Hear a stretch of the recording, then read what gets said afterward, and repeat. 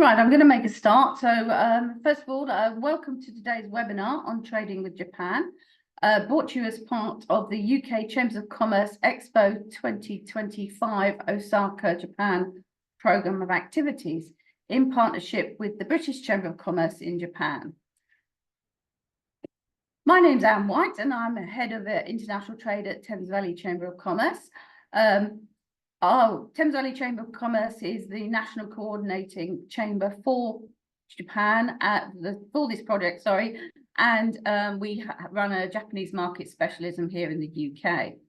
Before we talk a bit more about the webinar, I hand over to our presenter, one of the main presenters today. I'm going to inform you that the webinar is being recorded, so the session will be made available to you after the webinar today, so you can review it again at your leisure. If you have any questions, please add them to the Q&A section, or I know some of you like to put them in the chat, that's fine. And I'd like to thank everyone who's already sent in questions. We have quite a few that have come in already, so much appreciated. So today's webinar will highlight the wealth of trade opportunities available to UK businesses in the Japanese market. Japan is currently the UK's fourth largest market, with 2023 UK-Japan trade valued at £27.6 billion. The world's third largest economy, Japan, with its stability of its market, its large, wealthy and high educated consumer base and good business ethics of Japanese companies, makes it an attractive market for UK businesses to trade with. The webinar will provide delegates with an opportunity to find out about the market, hear from our colleagues at the British Chamber of Commerce in Japan, and also we'll look at a case study that we have local to us here in the Thames Valley, whose export to Japan is their first ever export, so that's much welcome to them. As I said again, please enter any questions into the Q&A box or into the chat if you wish to. Without further ado, I know time quickly goes, I'm going to pass over to our main speaker today, Richard Lyle, Vice President and Deputy Managing Director of Intralink Japan, and he's also President of the British Chamber of Commerce in Japan. Over to you, Richard. And thank you for the introduction there. And perhaps move on to the next slide, please. So as Anne said, this webinar will give you a brief overview of what it's like to trade in Japan from a UK perspective, and then of course talk about Osaka at the Osaka Expo next year. Next slide, please. So just to give you a brief introduction of myself. So originally from the UK, but actually spent more of my life in Japan now. I've been here for 32 years, and most of that time has been involved in international trade. So after graduating from Imperial College in the UK, came here and have worked in a number of roles, mostly in, I guess, the energy and industrial space with Mitsubishi Heavy Industries, the British government, and in the last 15 years at Intralink. So been involved in a lot of different energy and sustainability related projects. And as Anne mentioned, I'm also president of the British Chamber of Commerce here, have been for the last couple of years. And personally, I love the outdoor life. I live down on the coast by the beach and do barbecuing and sailing and stuff like that. Next, please. So the UK-Japan relationship, I was at an event this morning actually with the ambassador, and time and time again, we hear about the strength of the current UK-Japan relationship. It really is true. The relationship, of course, has gone from strength to strength over the last few years. I think particularly with Japan hosting G7 last year, which gave an opportunity for a lot of government ministers to come here and really strengthen that relationship. And that culminated in the Hiroshima Accord, which was signed last May, which is a comprehensive agreement focused around really sort of the core strengths of Japan and the UK around various technologies and other sectors to help strengthen our relationships. Of course, that's just one partnership. We are after Brexit, Japan and the UK was the first sort of FTA that was signed between our two countries. That was in 2020 with the FTA. And of course, we have now, or we are just about to become a member of CPTPP. I think that's all been ratified. So I think in December this year, the UK will be a full member. And actually, out of that block, the UK and Japan represent a huge chunk of the GDP of the trading bloc. So I think, again, that will really strengthen the relationship between the UK and Japan. And as Anne mentioned, trade is about $28 billion either way. It's roughly half and half. The UK-Japan relationship is long, of course. The first Brit arrived here 400 years ago. But as I said, the relationship goes from strength to strength. So I think in the coming years, we see that really UK and Japan can do a lot together. And I'd like to reveal some of that in the seminar today. Next slide, please. Just a little bit about the Chamber. So we are we're a membership-driven organisation where we celebrated 75 years last year, so we've just turned 76. So formed shortly after the war, and really, our focus is on to deliver for our membership here in Japan. So mostly British companies, but not exclusively, trading here in the Japanese market. We do have Japanese company members and other members, of course, and really our role is to help our members to be more successful in the Japanese market. So that's dealing with some of the issues of our time. So you can see in some of the pictures on the right-hand side, the core pillars of our chamber are issues around diversity, equity, inclusion, digitech and innovation, responsible business, and also external affairs, liaising with government, and so forth. As any chamber, of course, we represent many different sectors, I think 40 sectors, and from large corporations down to small entrepreneurs and one-person companies. But all of what we do is common to the UK-Japan relationship and helping all of our membership to be more successful here and to trade more with Japan. We do a lot of, so through that we do a lot of events to help our businesses to understand what it's like to do business in Japan and help them to be better at trading here in Japan. Next slide, please. So a little bit of sort of detail on the Japan trading relationship. So actually, it's pretty sort of even in terms of both trading good and trade in services, about half and half. In terms of world rankings, obviously Japan isn't quite at the top there, but I think in Asia it's a very very important market, or in Asia Pacific it's a very important market. Next, please. If we look at then the breakdown of what goods are actually traded with Japan, again, probably there's no surprises in this slide. The biggest chunk is cars. So that's companies like Jaguar Land Rover and others selling cars into the Japanese market. And I believe over the years, even Toyota has exported cars back to the Japanese market. I'm not sure if they're doing it anymore, but they have in the past exported cars made in Japan back to made in the UK back to Japan, which I've always thought was a little bit was great, basically. Then other goods are really industrial goods, so mechanical and power generators, pharmaceuticals, metals, and miscellaneous electrical goods. But of course, Japan is a mature economy, so you name it, a lot of different items are sold to the Japanese market. And currently there's about 9,000 British exporters selling into Japan. But if you look at that in a global perspective, there's 125,000. So again, not as many as we would like. And we, by working together and through events such as the Expo, we hope to grow that number in the coming years, of course, because there are opportunities here. Next slide, please. And then if we look at the services side of trade, again, probably no surprises here that financial services comes out on top, and then other areas like telco and computers, insurance, intellectual property, then rank others. Yeah. Next, please.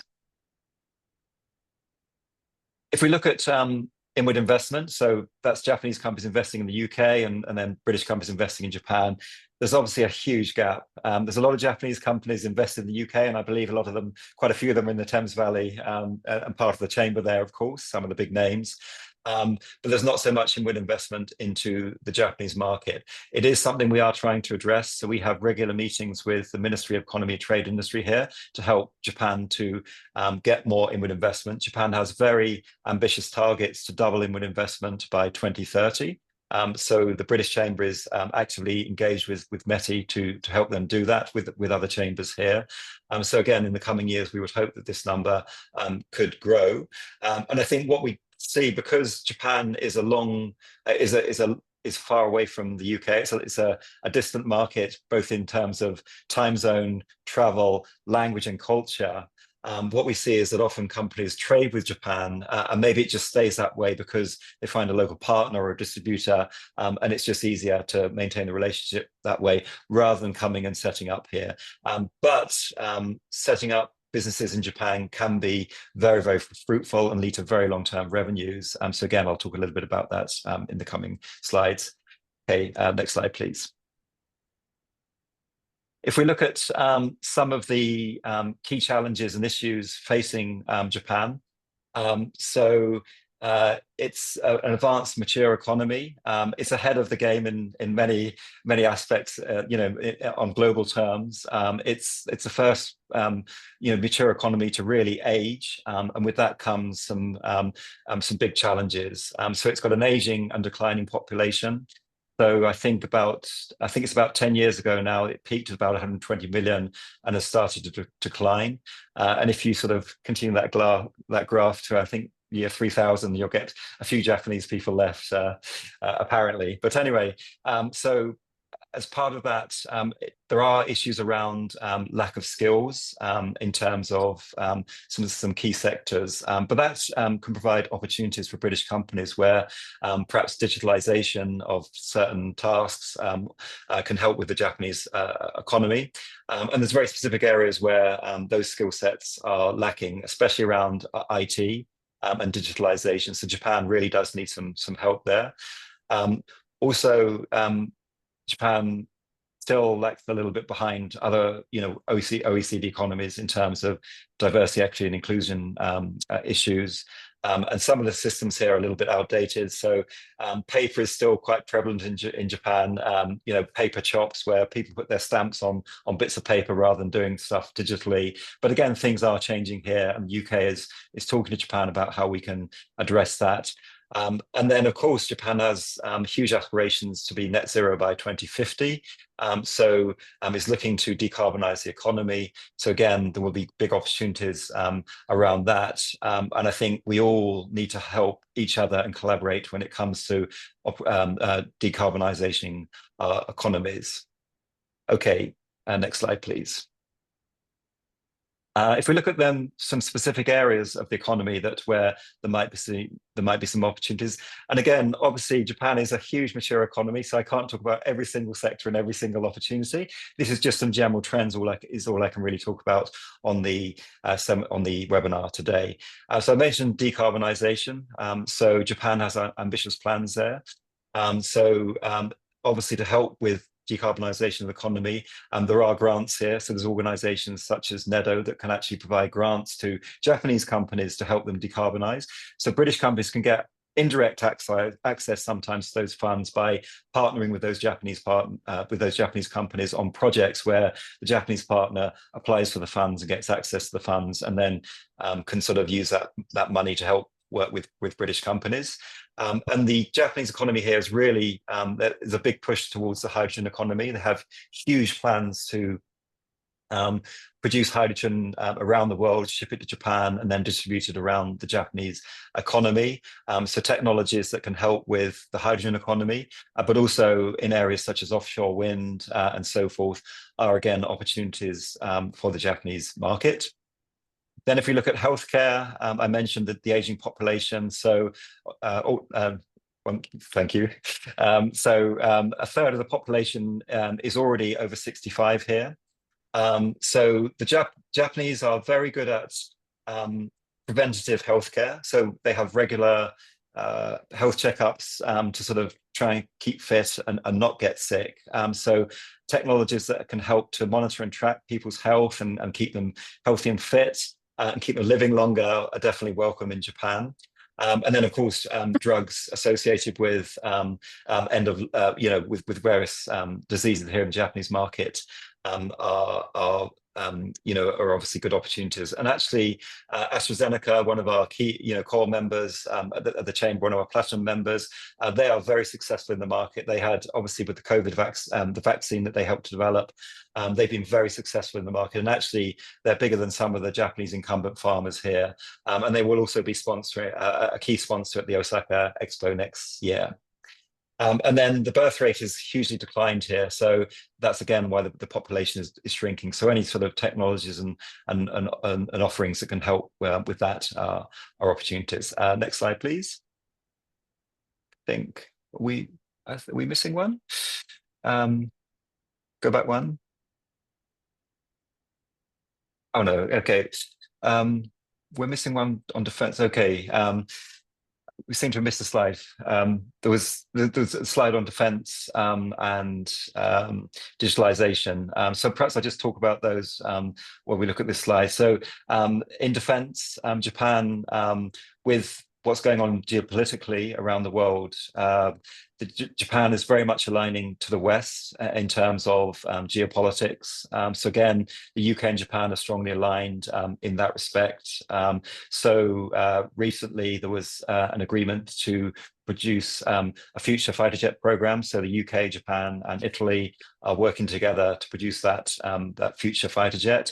And the Japanese are doubling spending on defense to 2% of their GDP in the coming years to address that.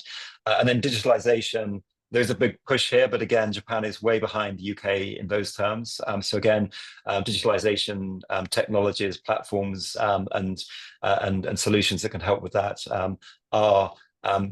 can be opportunities in Japan, but because Japan is behind the curve, there also is an education process that needs to be going through with Japanese companies to realize those opportunities.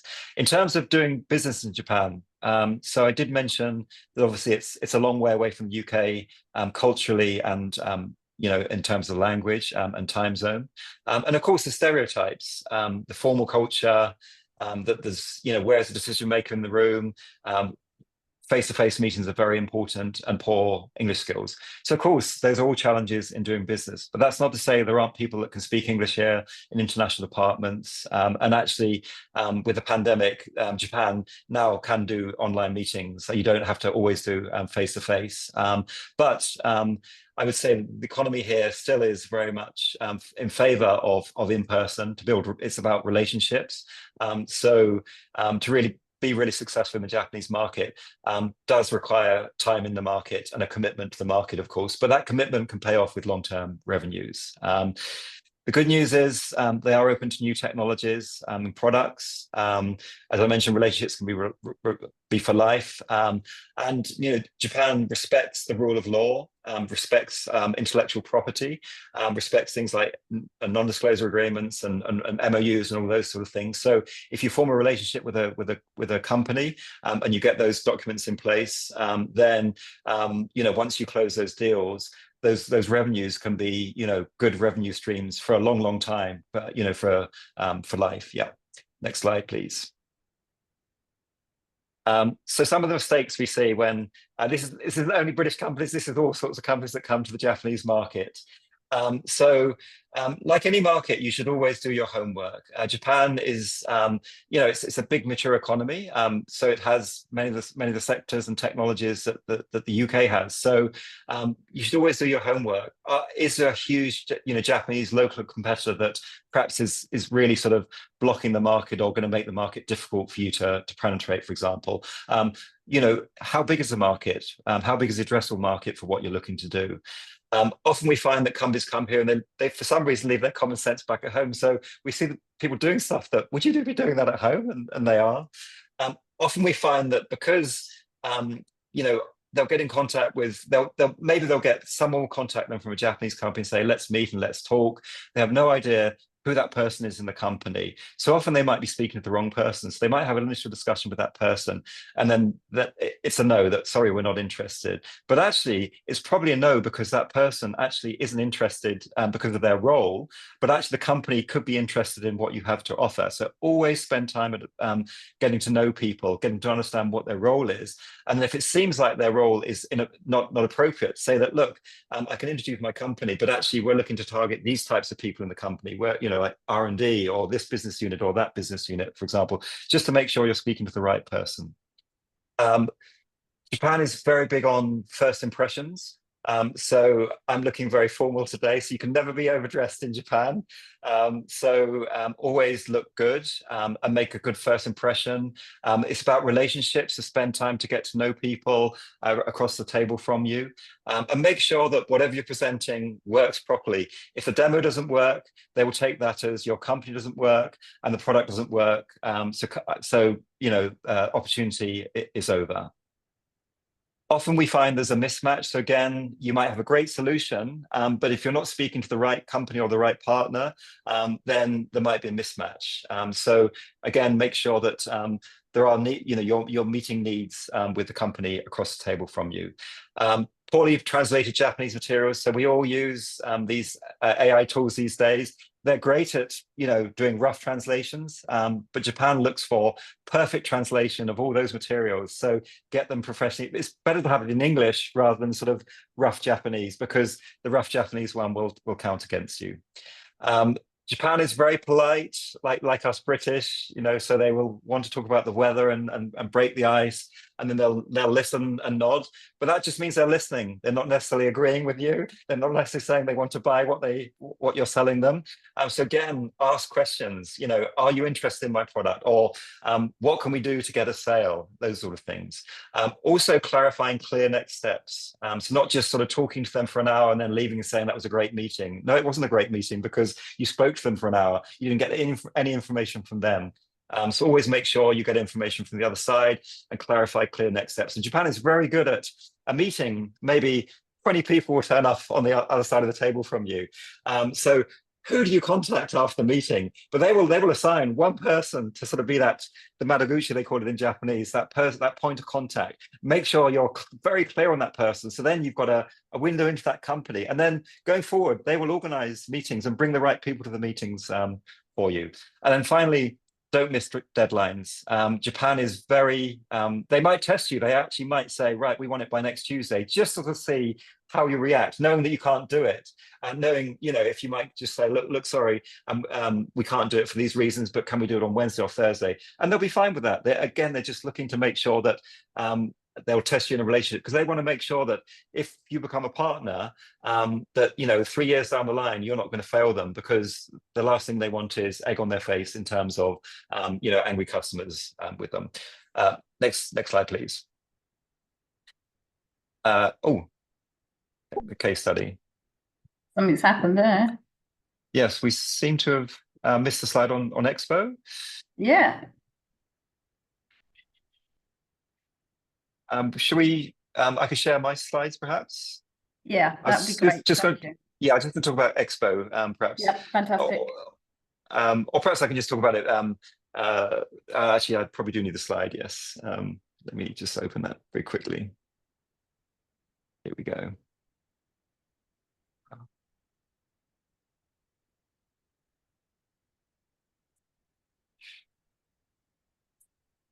Apologies, everyone. As I said, technology is good when it works. Obviously, on this occasion, it didn't.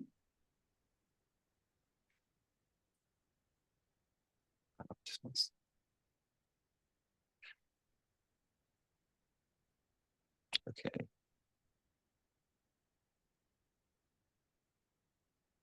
Okay, just sharing now.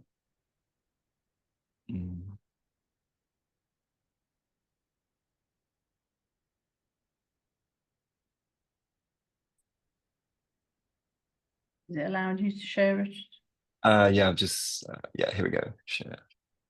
Post disabled participants going. Oh, can you allow me to share the screen? Yeah.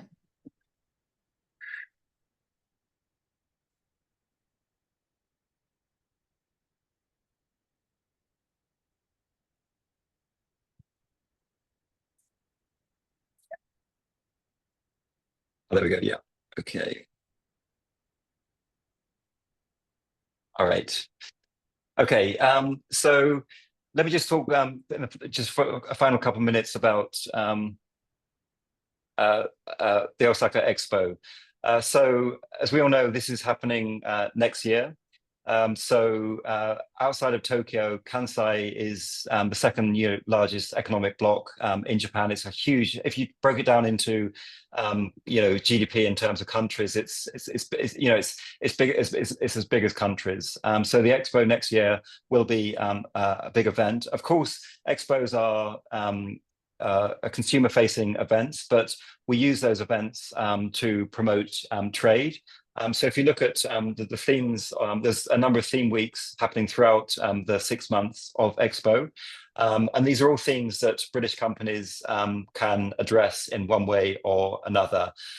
So we see it as a great opportunity to come to Japan, take part in those theme weeks, and to really meet Japanese companies. The British Chamber is involved, of course, as with the British Embassy here, in supporting and connecting companies to Expo.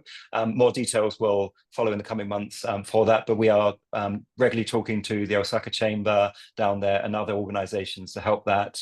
And actually, the British Chamber, we are holding our first event in Osaka, actually on October the 8th. So if anyone happens to be in Osaka on October the 8th, please let us know, and we can get you to come along to our first event. We're sharing it with other G7 chambers, of course, but we're looking to get, grow our membership and grow our sort of, network in Osaka as a legacy to Expo. So it's very, very exciting times. And if you look at those themes there, those are all themes that I'm sure companies in the Thames Valley, have solutions and products and services that can address. So more information will follow on Expo in the coming months. So we will share those with Anne and the wider network, of course.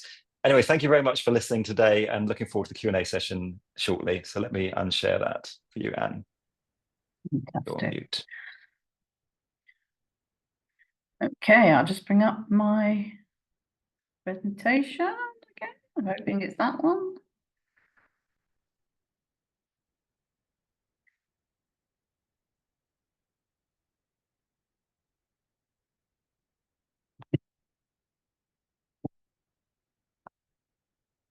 Okay, so yes, thank you, Richard.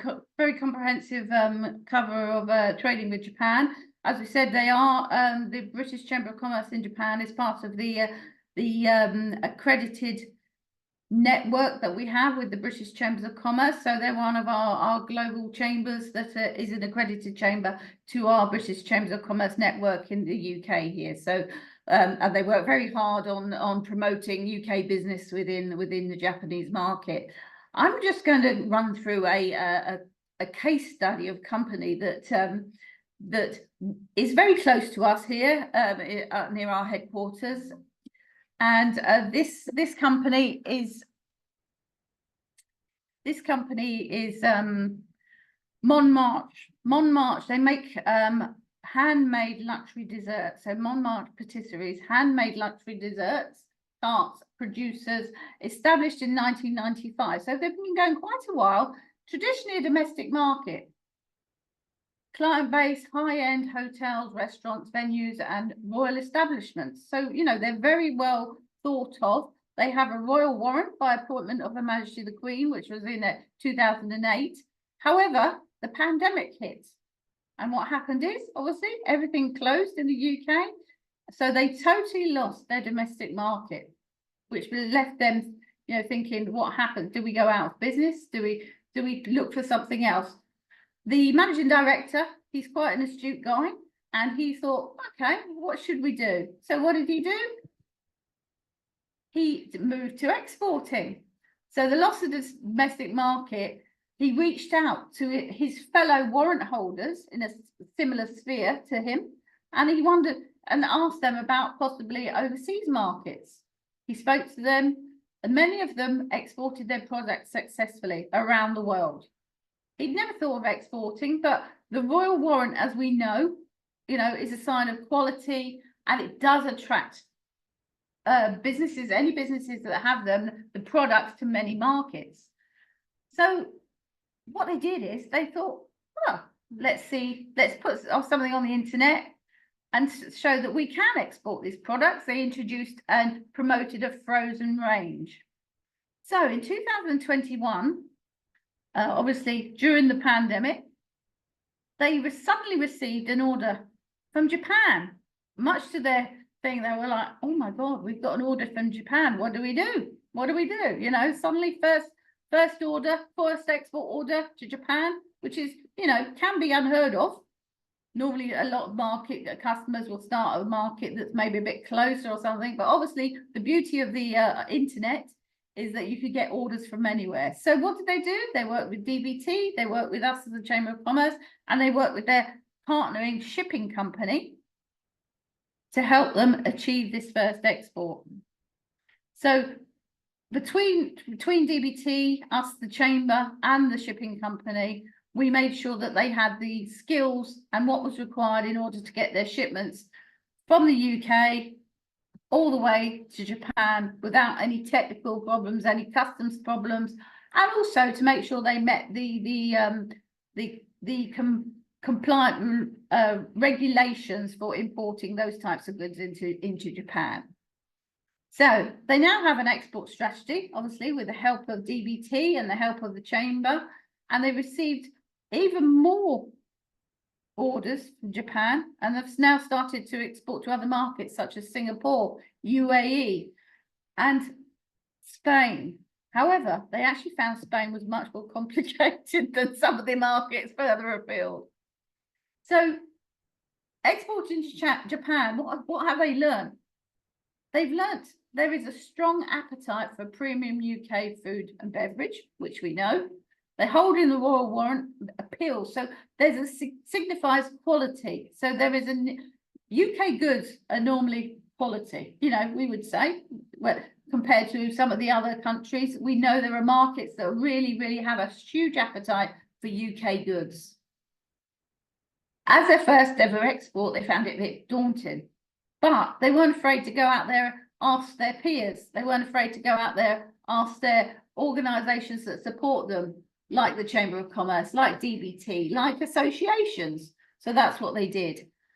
They got a good logistics and shipping partner who was experienced in that market. And they ensured, with the help of their supporting organisations, that their product met the market entry requirements, which if you're exporting goods is a must.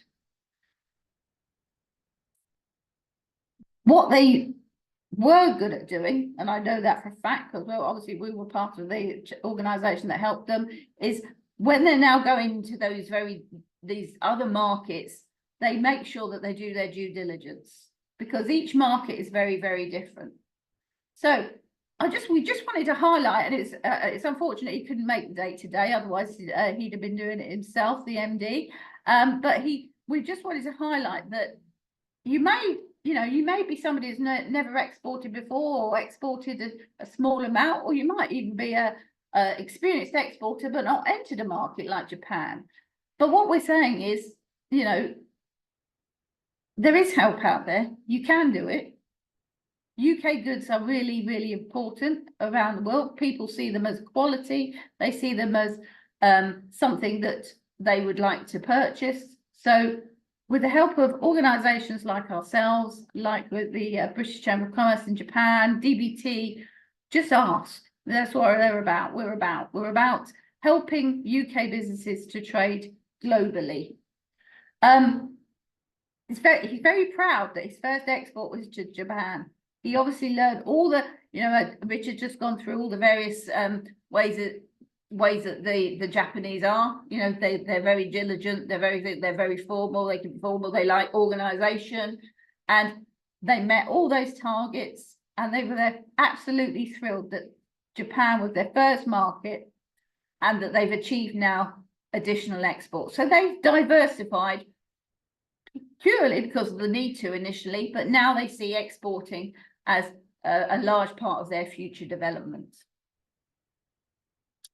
So that's just a short case study on one of the local companies in our region that first ever export has been to Japan. I mean, I've had many businesses, I don't know, Richard, whether Richard, saying that, oh, it's a difficult market, it's a difficult market. But if you get the right advice, it's not a difficult market. You do your due diligence, you get advice. Would you concur with that, Richard, or not? Yes, so like anything, it's a process. I think the advantage of trading with Japan is there is a process, and they want to sort of get it right. So actually, it's a very step-by-step process. So actually, if you can export to Japan and sell to Japan, you can probably sell anywhere in the world, because they want to do everything properly, really sort of in an organized way. So actually, trading with Japan can actually get you more organized. And I think, yes, it is seen as a challenging market, but they are still looking for excellence. They want good products, they want premium products, and they're willing to pay for them. Sure, it may take a little bit longer to do that, but actually, once you've done it once, then the next time, and the next time, and the next time is much easier, and you will grow as a company trading with Japan. It's not challenging. I think there's huge opportunities here. As the statistics showed, 9,000 exporters here. We're out of 125,000 export globally. Of course, a huge amount of those probably export, across the channel to Europe, of course. But there are opportunities here, and importantly, people to help. It might seem daunting, but people are here to help you. Different organisations, and depending on your part of the journey, there's different organizations. So for example, there are the chamber networks in the UK, then there's an export to Japan portal, which has a lot of information on, for some of the regulations and initial considerations. Then in coming out to the market, of course, the embassy organizes missions and trade shows and other stuff like that. And then within market, there are people that can help you to do that, and organizations. So depending on what part of the process you're in, we can point you in the right direction. If we're not quite right, if the British Chamber here isn't ready for you yet, we can point you back to someone else, and then working later on in that journey, for example. So yes, we're all here to help. Yeah, a question did come in about will new businesses be able to get an advisor to support them into Japan market access? Yes, obviously, as a UK business, you can utilize a business advisor with regards to from the DVT. And so that if you've never worked with DVT, or you will, then we can obviously put you in touch with the correct people. But as you said, as Richard said, and we've said, there are people both in the UK through the Chamber network, and Richard through his network, that can help as well. So, but as he said, there are maybe different people at different stages. So different organisations maybe at different stages. So if you want to find out more, then obviously you can contact me, and we can point you in the right direction. So questions have started to come in, so that's always great. Obviously, obviously you mentioned the Expo, and somebody's asked, obviously the theme of the World Expo, which you've mentioned, you mentioned, obviously we know part of it is relating to culture, education, and all that, and so will there be sufficient, if somebody did attend the Expo, there would be sufficient business content, I suspect there will be, in order for them to benefit? So short answer is yes. So the Expo, of course, goes on for 6 months. So it's as I mentioned, there'll be the Japanese population and tourists, visiting the different pavilions. There'll be a UK, what do they call it? A UK day, which I think is May the 22nd, if I remember correctly. Yeah. But during those 6 months, there are plans for themed missions around those different themes coming out from the UK. So as I understand it, there is a task force assigned at DBT on the UK side now to sort of coordinate that. So there will be different missions coming out to Japan. Yes, if you were to sort of stay in Osaka for 6 months during Expo, yes, you would. There'll be days when not much is going on. But if you come out with one of those missions will be packed with different types of events, meeting potential buyers, partners, distributors, customers, and those sort of things. Taking part not only in Osaka, but those missions will probably also come to Tokyo. So the Japanese market. anyway you look at it, Tokyo is a huge, does dominate the market here. But it would be, as a trading with Japan, if you were to overlook the Osaka market and other parts of Japan, you'd be foolish, because there are, huge opportunities in those parts of the world. So Expo is actually a great chance to come to Japan and see outside of Tokyo and see what it has to offer.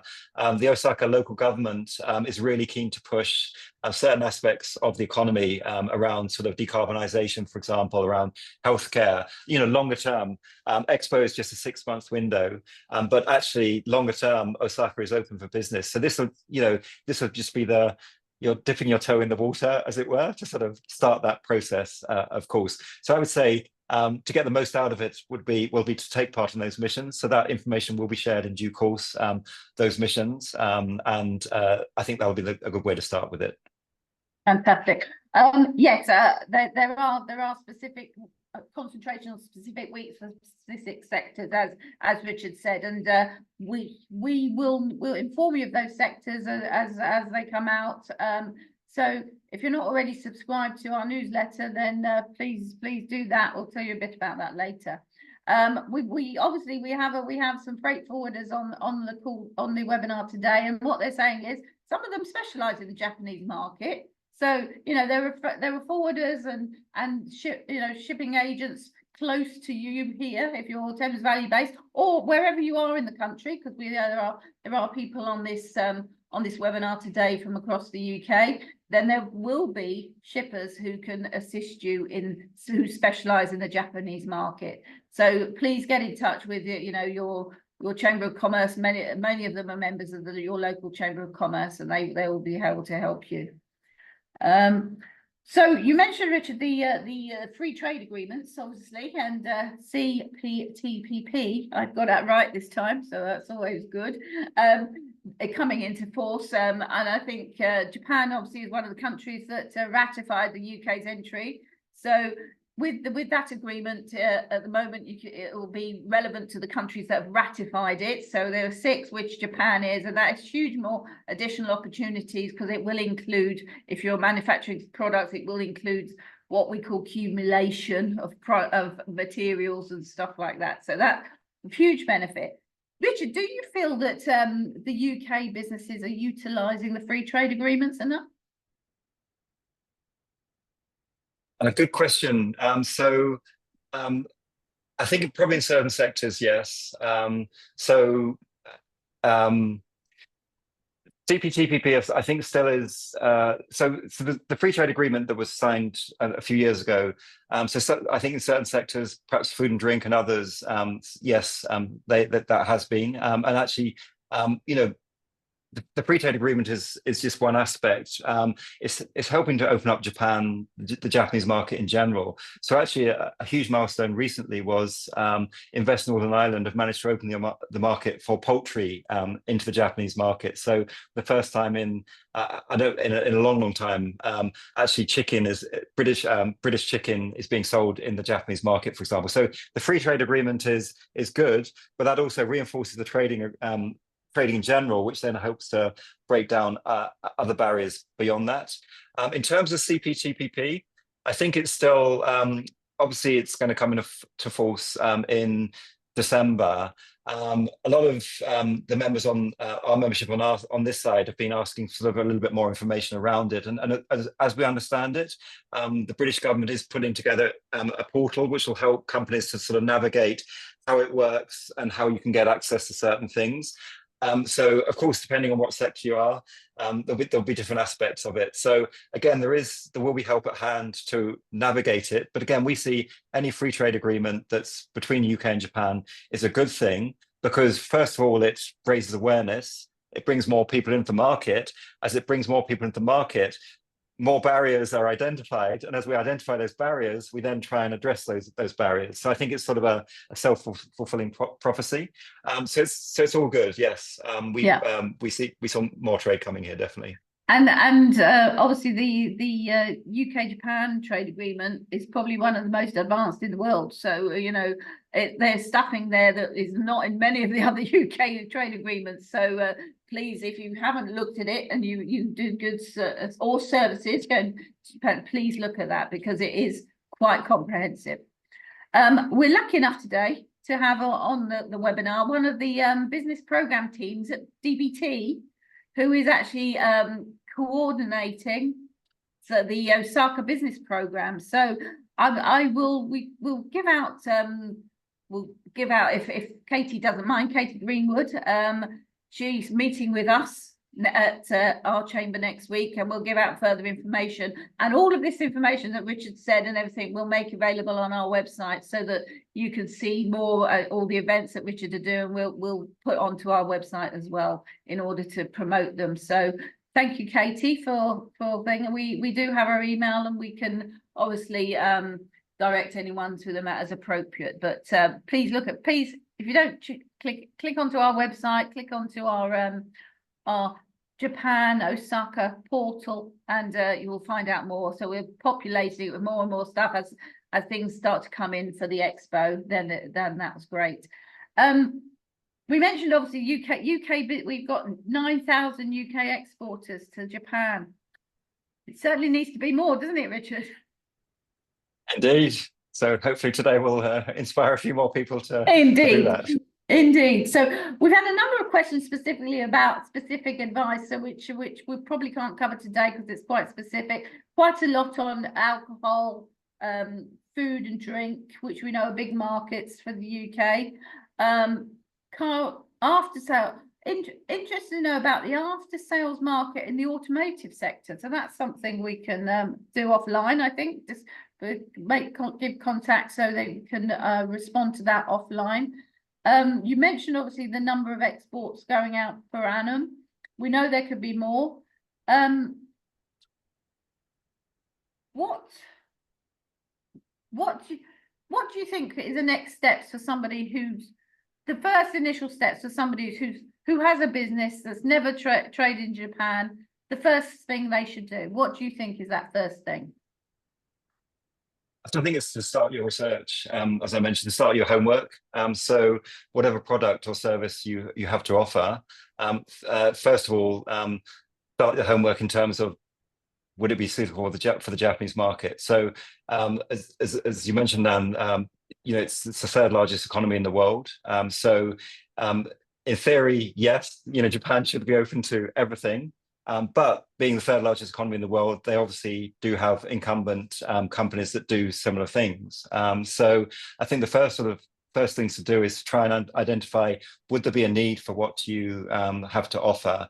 And is it sort of unique enough or have sort of certain, unique selling points that actually could be attractive to the Japanese market? So the case study being a perfect case in point. This is a premium good that's has real sort of value for the Japanese consumer.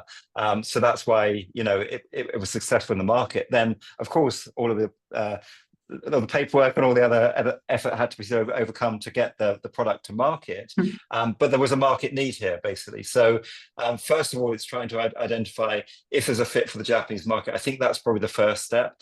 Then if you feel there's a fit, then all the other stuff will fall behind. Will fall behind that in terms of, okay, then how do I start to trade with Japan? What are the routes to market, for example? So I think one of the key things we see challenges in the Japanese market is your business model at home may not be the same here, the route to market. So you can sell direct to consumers in the UK, for example, or whatever it is. But when you come to the Japanese market, often certain sectors are a little bit more layered, food and drink being a prime example, where there's distributors and distributors and distributors and wholesalers and so forth. And sometimes there's challenges there. So again, that's where local knowledge can help you to navigate some of those challenges and business practices. So really understanding that route to markets quite important. So first, is there a match and a need? And then secondly, trying to understand those routes to market. And then basically then the nuts and bolts behind it in terms of if it's goods, how you ship it and package it and, logistically get it to Japan and so forth. And then are there any sort of tariffs or other sort of things you need to consider? And then if it's things like electrical goods, there's all sorts of standards and regulations here, which Generally, that the world is trying to harmonize to to a certain extent, but Japan does have very stringent regulations around electrical goods and around pharmaceuticals and so forth. So again, it's not impossible to do. It's just a process you have to go to get your product registered with the different certifications, or if it's a drug, to get it certified for the Japanese market, of course. So again, it's not impossible, but you have to know knowing and understanding what the task in hand is, and then putting together a plan to sort of deliver on that task. Fantastic. Somebody's also put a question. They import. This is a technical question which I can answer. Actually, they import obviously goods from Japan, which they import into the UK with zero rate of duty under the trade agreement. They also have a branch in Europe which they pay zero duty when importing into Europe. But why is there duty applied to if Japanese goods are imported to the UK and then exported to Europe? Because as soon as those goods the answer to that is clear. As soon as those goods are imported into the UK, they lose their preference. So the agreement between the UK and the EU means that the goods can only be of UK origin. So the agreement, your agreement with Japan stops once the goods have actually come into the UK. So if they're fully imported into the United Kingdom, that is when that agreement that preference will cease. And then the agreement rules between the UK and Europe come into force. But of course, the trade agreement with the EU states that the goods have to be of UK origin. So that's a UK EU issue. So we're not going to solve that one today. I don't think it'll take a little bit longer. But obviously, if you want more information on that, please do contact your chamber, and they should be able to help you in the UK. So, but thank you, Kate. Katie said that she's more than happy for us to hand out to give out her email so that you can contact the business program team at DBT on what's happening in Osaka. So thank you for that, Katie. I'm quite conscious of time. So yeah, please do. Sorry, Richard. Just one final thing on Osaka and Expo. So we currently do have information also on our website about the Expo in Osaka. That information will in the coming months will grow. So again, we are looking to sort of help and support business around the Osaka Expo. So currently the information is a little bit limited, but definitely within the next few months that will change. So do look at our website regularly, or we'll share those updates with Anne, because we want to make sure that everyone's aware of what those opportunities are and what's going on around the Expo, to make sure everyone can make the most of it, of course. I will say all the agencies, the chambers and everything are quite coordinated on this. So everyone wants to make sure that everything is actually being distributed through as many multipliers as possible. So that's vitally important, and that's something that's actually happening. So that's great. Thank you. I'm just going to mention a couple of things with regards to the UK programme. We have a past webinar that's now available to view, and that is dedicated to the trade agreements. So if you're interested in the trade agreements and you don't know too much about them, then obviously we will send this presentation through as well. You can click on the link and it'll take you to that webinar. And where we also have over the next few months a couple of virtual Meet the Buyers. Those Meet the Buyers are related to food and beverage and traditional items or things like that. So please, you can find information there. If someone is interested, the first one is in November, and that will be Japan to the United Kingdom, and that is for food and beverage. And then early next year, we'll be doing the virtual one back from UK to Japan, and that's with our sister chamber in Osaka, so who are very proactive. So that's just a little blatant plug for a couple of things that we've already done or doing. I will also say that as well as obviously Richard and DBT and other, we will be taking a mission out to Osaka. With the help of our colleagues in the Osaka chamber, and that we deliberately avoided the UK National Day because it's going to be a bit busy around that sort of area. So that will probably be a bit later in the calendar of the Expo. So do look out for that, and that will be geared at specific sectors. So please do look out for that as well. So where do you find out more? You know, I can obviously give a blatant plug to the chambers in the UK.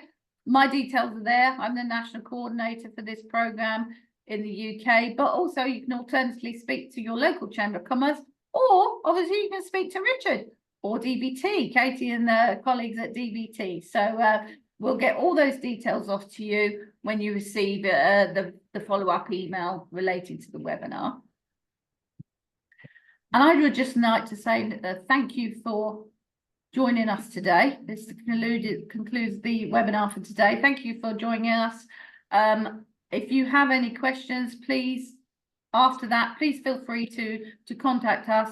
But we will be sending out, as I said, copies of the recording plus copies of the presentation, so you have a few more details. And I promise it will be the presentation that's not gone a bit haywire.